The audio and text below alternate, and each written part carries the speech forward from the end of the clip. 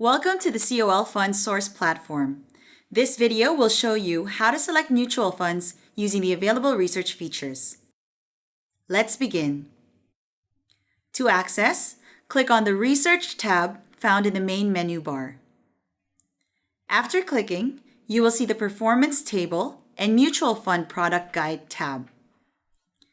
Going through the Performance Table, the funds are arranged according to fund type. The fund types available are Equity Fund, Balanced Fund, Bond Fund, and Money Market Fund.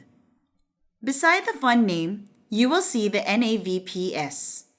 This is the price at which investors could buy or sell the shares of a mutual fund. This is updated every end of trading day. The next section covers the fund performance.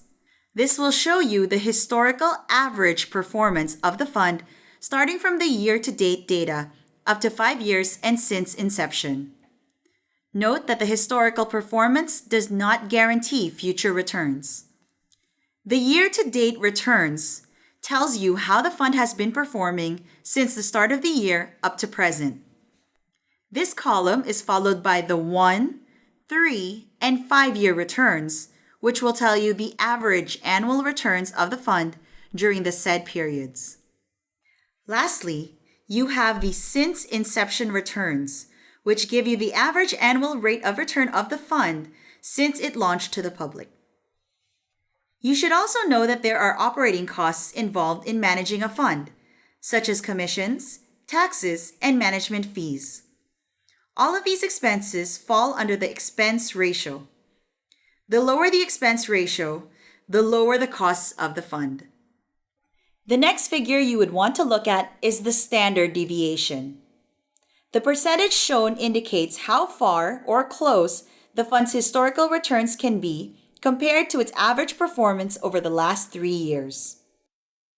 A lower standard deviation generally implies lower risk and better performance consistency. For the Sharpe ratio, it tells you which fund has a better risk-reward profile, which shows how efficient a fund is in terms of generating returns per unit of risk. Meanwhile, the fund size category specifies how large a fund is. Usually, the larger a fund, the more conservative the investment approach is, as the reallocation of holdings can be more challenging. On the other hand, a larger fund may also point to a stronger brand equity. Lastly, we have the COL Fund Fact Sheet. This report offers a comprehensive view about the selected fund, which can help you in choosing your investments. Some of the details that can be found in the COL Fact Sheet are the COL Key Highlights. This section shows COL's view of the fund's unique proposition. The COL Risk Rating. This indicates the risk level of the fund based on the assessment of COL. The Fund Manager profile indicates the fund manager's expertise and experience in managing the fund. The Portfolio Statistics, where the asset size, cost, and track record of the fund are compared against the industry average. To view the fund's top holdings, you can scroll down to the bottom of the fact sheet. Now, let's go over the Mutual Fund Product Guide. This sheet shows you the basic information of each fund, such as the minimum investment required and the minimum holding period, which indicates how long you need to be invested in the fund.